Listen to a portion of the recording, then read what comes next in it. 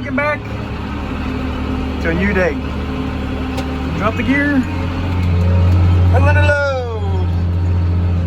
Pull and load. Oh, up you go, up you go. Come on, big guy. You can do it. There you go. Farming with less than 100 horsepower.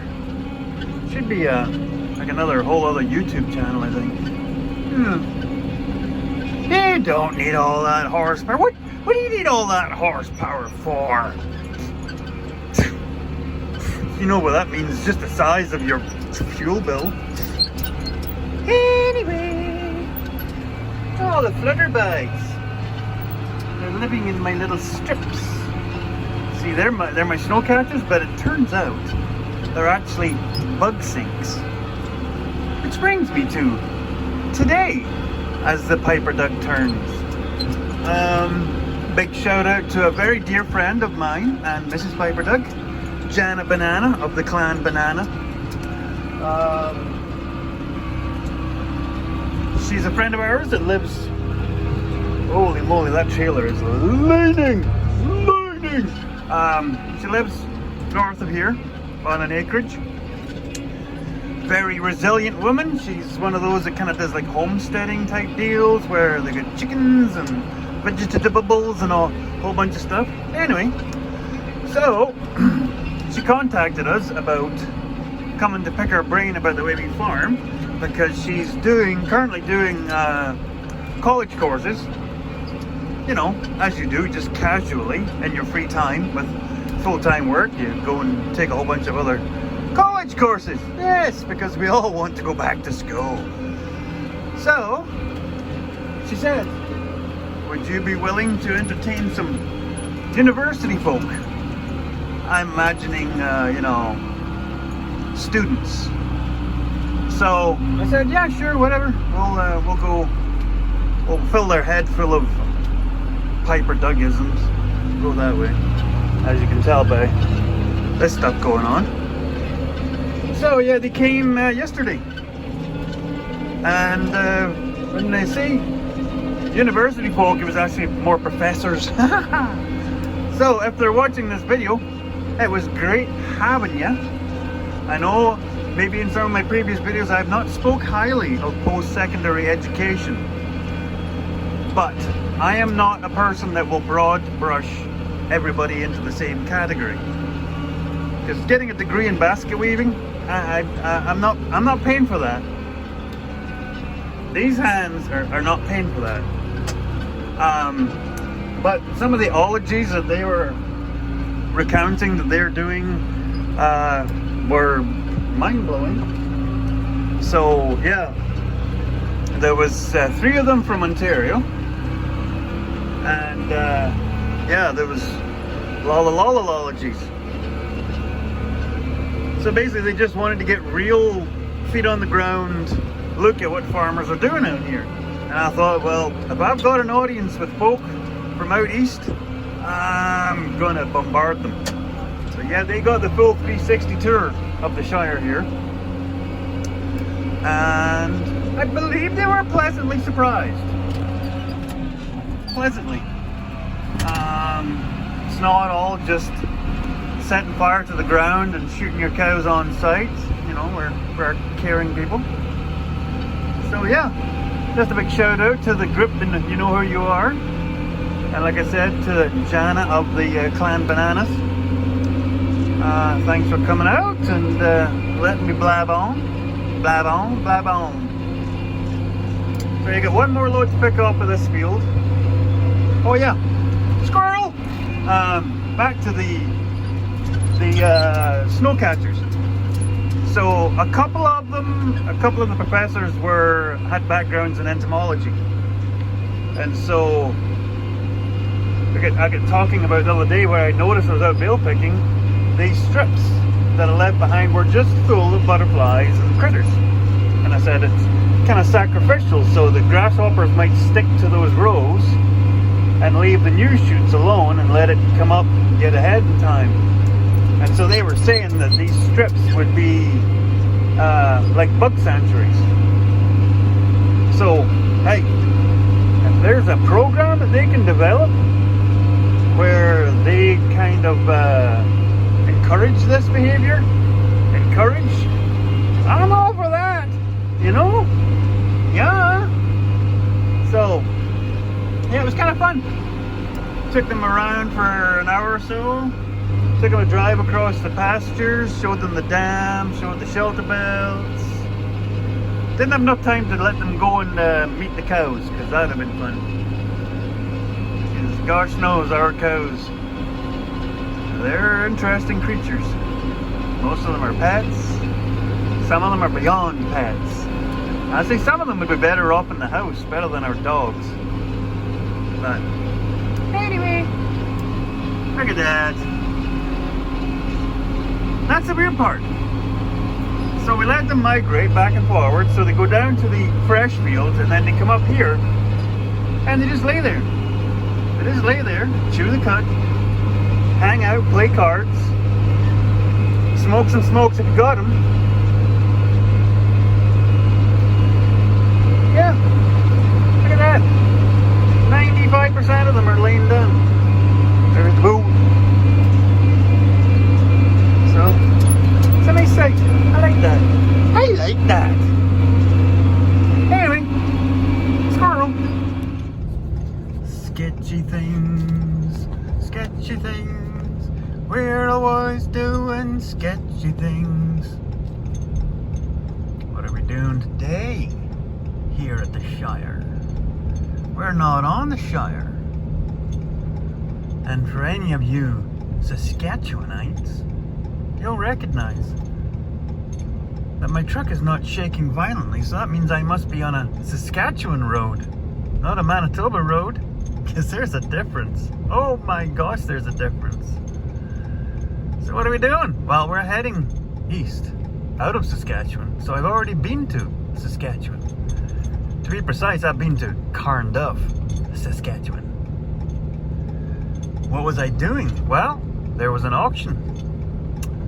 And South Farmer knows what I'm talking about, because I asked him if he was buying anything at it, because it's not too far from where he's at. So, what have we done? I'll bring you back in a minute, because I don't want to be holding my phone up when people drive by, because that's bad. We're back. I think we're coming up to Pearson. Not entirely sure. So, you probably already know. I'm just being silly because it's probably already in the title, and my subscribers are a smart bunch of crackers. Crackers! They'll know what that means. No, it's not a 5 moldboard plow. It's not a 6 moldboard plow. There's a whole bunch of them. So yeah, it is a 8 bottom plow. Now you'll be doing the whole why? Just why? Well, we'll start with the top of the list of the questions. Why is it not on a trailer? that would be a great start to this debate. So the trailer that I normally use for hauling bigger stuff is off one of our neighbors, Jody, the guy that owns the farm where Dennis, the whiz mechanic, Henrika works at, their big shop. Their trailer, which has the beaver tails on it, because our little 26 footer doesn't have beaver tails. That's one of the issues. And plus it's a lightweight trailer.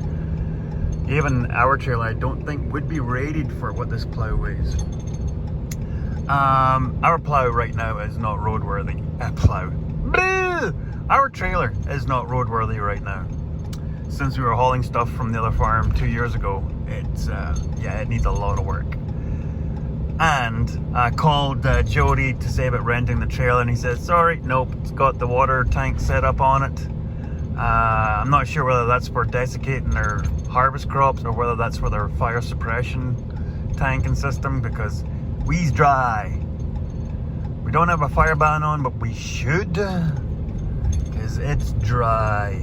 So yeah, didn't have access to a trailer. Most people's trailers were all busy, and a lot of people don't like renting out the trailer, so pulling it is. And someone's coming, so just bring you back. Anyway, so yeah, we're pulling it. Now, I pretty much managed to get myself the day. So I've got the whole afternoon for the long, slow drive back. Yep, 50. And yes, it's 32 degrees. It's actually cooled down a little bit. It was 34 at the peak of the afternoon there. So yeah, it wasn't pleasant. I brought 3 extra tires, wheels, because I knew this hasn't been in the field for a couple of years, and going by the pictures it was aired up, but I didn't want to trust that. Funky little town. So I brought spare wheels. I changed one wheel over already, as you can see there. That's got a John Deere rim on it, because white implements and John Deere, they're all the same implement wheel. Beans, bruh. Yeah, the old giants are dying. So, just to be sure, I changed the one out already before I even left the yard. So I've got a whole bunch of spares. You can kind of see them in the box there. So, got a whole bunch of tools, a whole bunch of straps, and I'm kind of glad I brought a whole bunch of chains and straps, because I've never had a plow this size before. I've never technically had a plow before, but I've never had one this size before. And because this one has steering, like rear wheel steer, because it's so long, when you're pulling and turning in the rows, it steers itself into the row. As soon as I got over 30 kilometers an hour, this thing went mental. It was like a fish on Red Bull. It was swerving and swishing, and gosh, the Saskatchewan roads are so smooth. Anyway. So yeah, so that was sucky. And so you're doing, well, how are you doing 50 now? Well, I don't know if you can make that out. You'll see a chain, and you'll see a ratchet strap. So, zoom you back in. So yeah, I turned the plow so it was leaning downwards towards the ditch that way, and I put a chain on there till it was tight, and then I ratchet strapped it the other way. So now there's no steering in the plow. So when I turn at junctions, which is not many, I just gotta take a wide berth. But it's definitely way better this than me trying to keep this thing from going spastic on me. In a minute. So yeah, I stop about every 20 minutes, half an hour. I have some chain lube. I'm just spraying on the hub seals. Check the hubs. They are freshly greased, so I imagine the old geezer that had this, he looked after this. Like it's not baler twine and number 9 wire on this one. You could technically put this thing straight in the field, go to work. I might, if I can get that hydraulic oil seal put back into the big 8550 in the fall. I might stick it in the ground and try and polish these shears and boards up. But I'm going to check over the coulters. Now, that brings us back to the second part of the question. Why? Why am I driving? It took me 2.5 hours or so to get to here at highway speed, so it's going to be a lot longer to get back. Why? So I've been on the hunt for a moldboard plow, and we'll deal with that in the next couple of questions. I've been on the hunt for a moldboard plow for quite a while, but I could not find a moldboard plow that had all of the coulters. For those that don't know, those pizza cutters that you can see right there, every other plow, well, almost every other plow would maybe only have that one at the back, and that's your trench. That's your trench coulter. So that means it leaves a nice neat edge for your next pass for your tractor tire to sit into. But if you can make that out in the video, oh, I'm wiggling. I wanted coulters on all the mold boards. Blah, blah, blah, blah, blah. I wanted all the coulters, all of them. Because this plow will be predominantly used for breaking up pasture or hayland. So it needs to have coulters on every moldboard to be able to roll the turfs over in good order. And yes, it's Euro style. Now, yes, it's not a rollover plow. You don't get many of those over here, especially not at 8 bottom. So, yeah, I'll bring you back in a minute. Honest to gosh, you can literally tell as soon as you get into Manitoba, the roads get narrower and worse. Expansion cracks. It's just worst. And then we'll get to the reason why. Why do we need a plow? So like I said, we're going to be plowing predominantly pasture to begin with. So we have the paddock east of the yard, which is going to be this fall and or next spring for sure.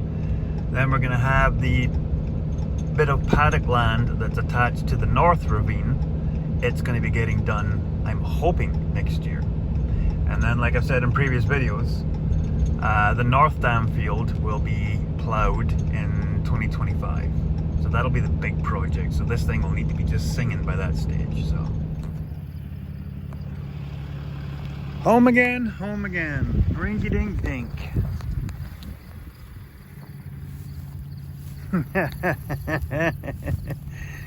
Oh, you couldn't write this even if you had a pencil and a pad. I don't know. I don't have any analogies or allergies. Oh gosh, honest to gosh, what happened? So it was a just over 4 hour drive at 50k. That tells you how far I drove with this behemoth behind the truck. So I did investigations through the pictures, and I knew, because I checked, that this has the implement wheels. I talked about that in a previous segment here. All except for this guy. Yeah, it's an 8-bolt with 3-inch spacing on the nuts. So I don't know what wheel rim that's from. I'm going to check my other wheels I have laying around here, but it's definitely not a pickup truck, because I tried Ford, either of the Fords. They don't fit that, because Ford's a 2.5 inch, that's 3-inch. I'm pretty sure Dodge is the same as one of the Ford rims, so it's not that. But gotta love this. 4 hours. Get off onto the gravel, come 2 miles north, turn, come along the next mile, and get to the bottom of our half section with the trees on there. It's called Tree Field. Boom! She exploded. So yeah, half a mile from home after 4 hours of driving. Half a mile from home, she detonates. Oh. Anyway, so yeah, it doesn't look good at this side. So, guided tour. There you go. There's a dually pickup for scale.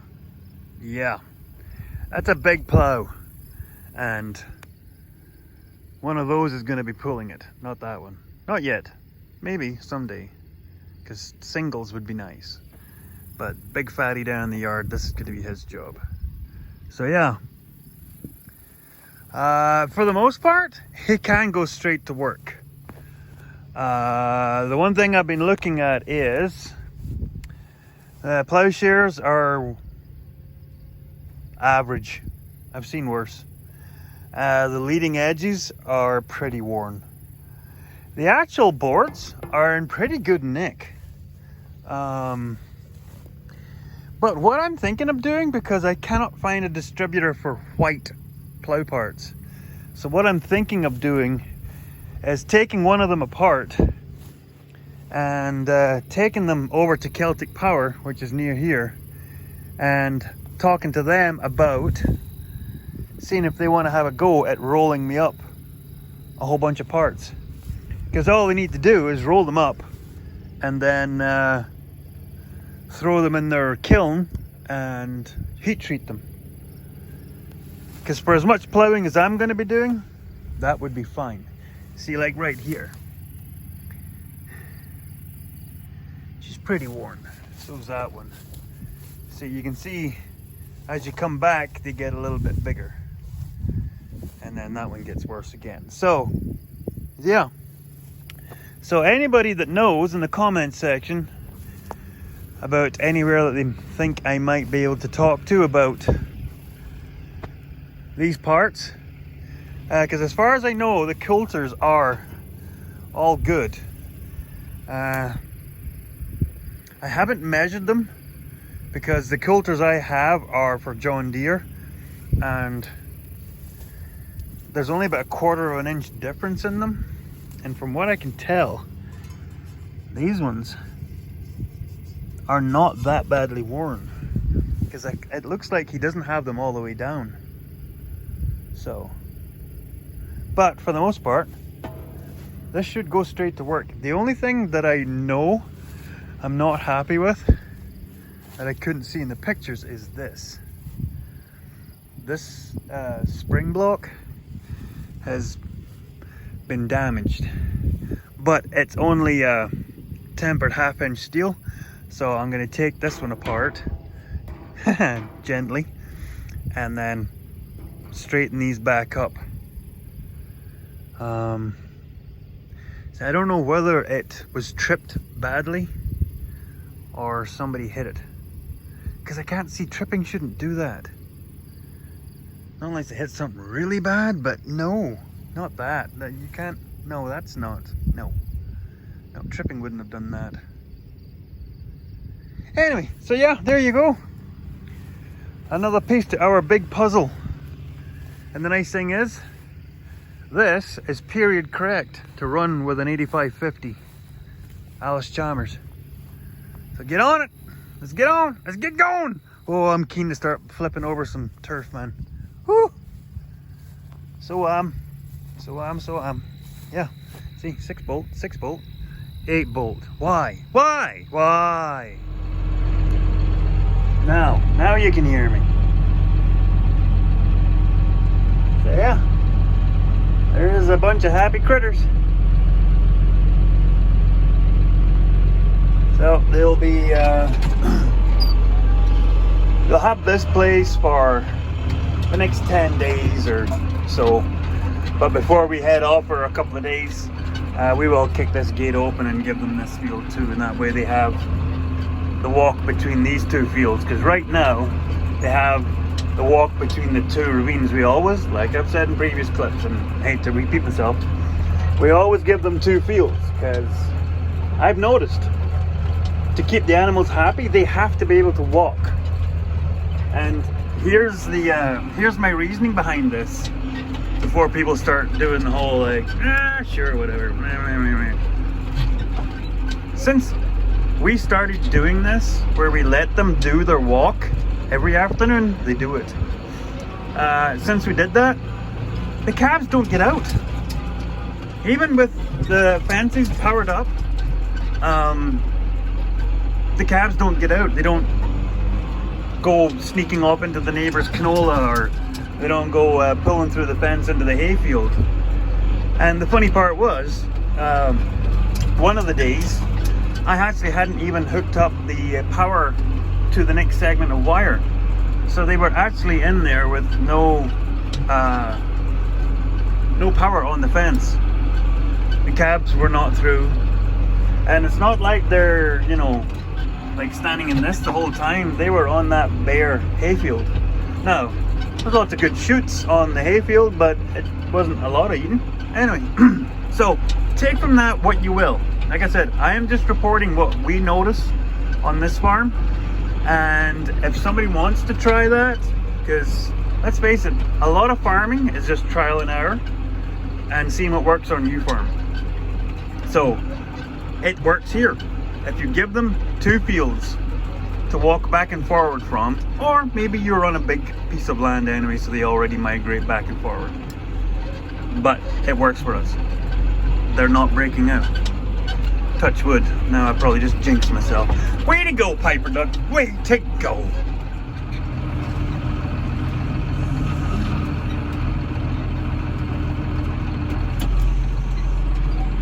How's everyone doing today? It is, what the heck is it? It is Sunday. Sunday the 20th of the August. So what's going on today at the Shire? Well, today was a pretty low-key day. Yesterday, Liam went and got his wisdom teeth all out. So, Mrs. Piper Doug looked after getting him into the city for that, and made sure he got home in one piece. So yeah, he's not feeling the greatest. So we weren't doing much too adventurous today.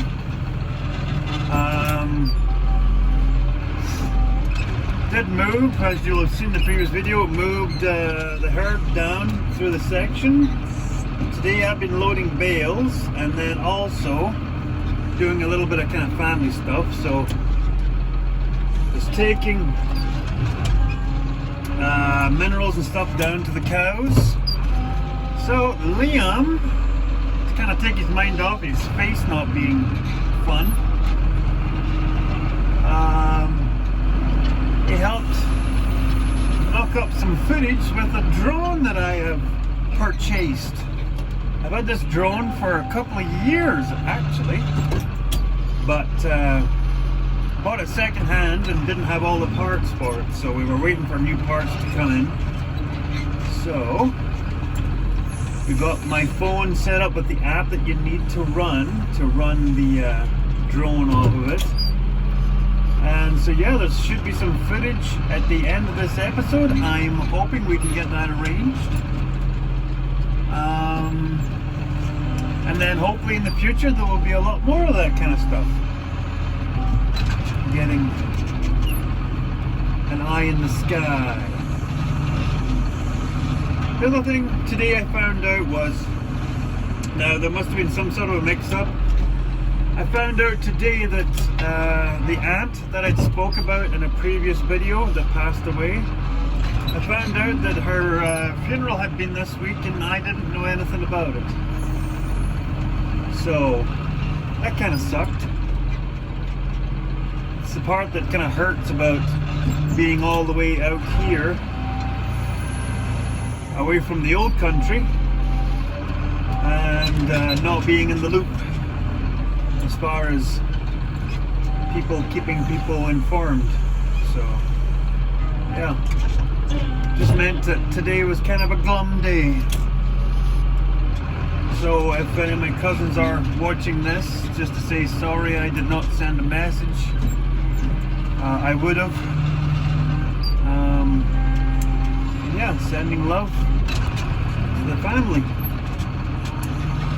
So, yeah. I will join you in the next clip. If I don't, the next clip will be some drone footage. How exciting is that? So, I'll get back to doing this. Yes, this tractor is not fun.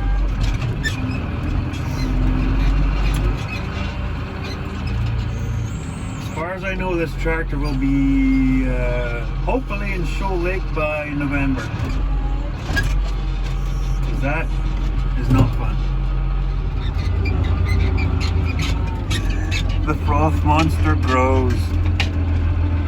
That shows you the density of the nitrates and all of the phosphates and all of the other fates that's in there. So yeah, I was kind of thinking there, putting these old flax bales onto that pile because this pile is going to get recycled, so we can get this field ripped up. Just realized those bales are the last crop bales that my dad combined. Yeah, they were done a couple of harvests before the end of the grain farm, but yeah, that's the last surviving bales from the partnership crop. So yeah, there's another load still to come over, and then there's some in the backyard for cleaning up all the deadfall in the yard beyond the house. So we're packing up all the bale rings, and then I'll pack up all the silage feeders, those otherwise known as tires. We'll pack them up over to here, and then we will be putting a fence around this corner here so the cows can come around here to get to the water trough next season, but they won't have access to this field. Because once this is plowed and then sown down, they will not have this field for 2 years. But what they will have then is, we will fence from that post across to those tree rows, and then there'll be a fence that will go along the tree rows out to the end row. So they'll have this alley here, and then they'll have the last skinny paddock up the side of the road, which will add up to be pretty close to what that paddock out there will be. And it'll give them lots of shelter by the trees as well. And then by the time they'll be going back into that paddock, we'll be starting to rejuvenate these paddocks. So yeah, that's how this rotation's gonna work. Well, I am going to thank you all for hanging in this far with our shenanigans. So this week, what's happened? Well, this tractor's still acting like a bugger. We had some university professors from Ontario come out and listen to Piper Duck blab away about all the stuff we're doing. And yeah, a big piece of iron now in the Shire. Outside of that, any more expenditures is only going to be on infrastructure, so concrete, tin, and then fixing this thing. So, hope you all come back next week. Thank you for watching. Don't forget to hit the like button on the way out the door. And if you haven't, hit the subscribe also before you let the door hit you in the butt. And yeah, not really sure what next week is going to be. Hopefully, we're going to be putting the oats down. That'll be kind of exciting. Get the old 400 versatile fired up and get ready to combine. Woohoo! Say bye.